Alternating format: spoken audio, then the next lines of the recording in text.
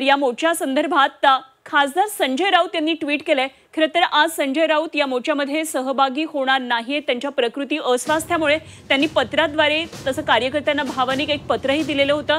मात्र त्यांनी ट्विट केलेलं आहे, समाज माध्यमातून ते व्यक्त झालेत। ते म्हणतात, हा मोर्चा ऐतिहासिक, क्रांतिकारक आणि निर्णायक ठरणार आहे। महाराष्ट्रानं देशाला नेहमीच दिशा दाखवली आहे, ठिणगी पडताना दिसत आहे। जय महाराष्ट्र। संजय राऊत यांनी त्यांच्या नेहमीच्या शैलीने लिहिलेलं हे एक सोशल मीडियावरची पोस्ट होती आणि काही वेळामध्ये आता तासाभरात विरोधकांचा हा सत्याचा मोर्चा निघणार आहे। मनसे आणि मविया या मोर्चाच्या माध्यमातून शक्ती प्रदर्शन करताना आपल्याला पाहायला मिळणार आहे आणि उद्धव ठाकरे, शरद पवार सुद्धा या मोर्चाच्या ठिकाणी अगदी काही वेळामध्ये पोहोचतील। राज ठाकरेंची सध्या विश्रांती सुरू आहे हॉटेल वेस्टर्न मध्ये आणि या ठिकाणी अमित ठाकरे सुद्धा पोहोचल्याचं आपण काही वेळापूर्वी पाहिलंय।